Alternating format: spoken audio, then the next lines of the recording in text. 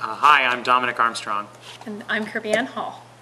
And we are both singing in Turn of the Screw here at Castleton Festival, the Chateauville Festival, and which is a story, a ghost story about two young children who are basically being haunted by these ghosts, and they live alone in the countryside of England, and they are receiving a new governess, someone to take care of them and teach them, and to help them out.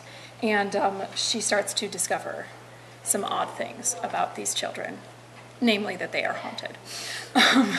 And this is a revival of a production that we did last summer, and I am returning as Flora, and Dominic is... I'll be playing Peter Quint in the production, who is one of the ghosts haunting the children.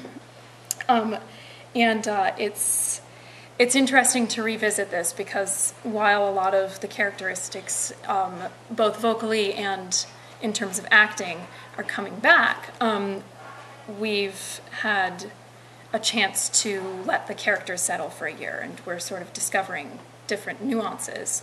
And something that's great about the space here is that it's so intimate that these nuances can be realized. And so as the characterization sort of matures, the differences come out, and we do, as a revival, we do have to keep it fresh and keep it interesting. And so, Dominic, I wanted to ask you in particular, and maybe both of you have some reflections on what's called the Pears effect, and tenors singing Britten roles. Does the Peter Pears interpretation come into play in your version? It's an interesting question for me because I've done a few Britten roles now, and especially this year I'll have done 3 in the last 5 months. So the first thing I did when I got this role is I went and got the recordings, and really the only kind of recordings you can find are with people who sing like Peter Pears or Ian Bostridge. You can find something like that, or I'm sure there are others as well, but those are the 2 that I primarily listened to. And I listened to them, and I have a different timbre to my voice, different quality, and so it was something I had to sort of avoid mimicking, because one of my main problems when I listen to recordings is I'll end up trying to sound like what I'm hearing, if only to help me learn it faster. But Pears had a very specific sort of sound, and Britten used that to full advantage with all of his operas, because he used Pears in almost all of them, I think.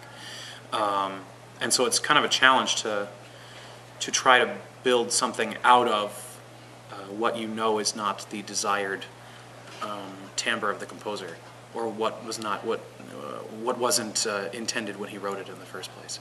But I find myself thinking it feels much better than I anticipated it, and I also think it's going to be effective. I think we'll see what happens. Yeah. And something that I find very interesting is that as artists, and Dominic can agree or disagree. Okay.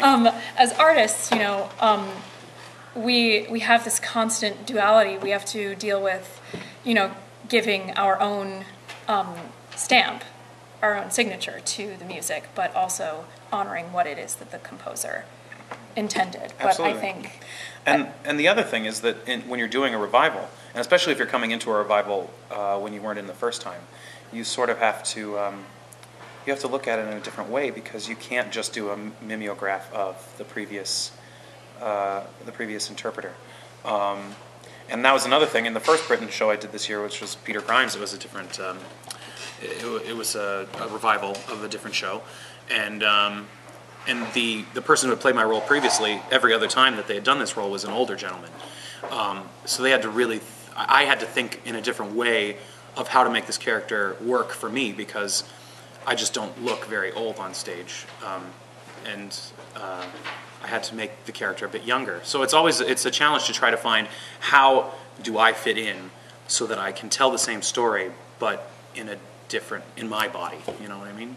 But that's kind of the fun thing about opera, is because you're sort of a living history monument to the previous generations.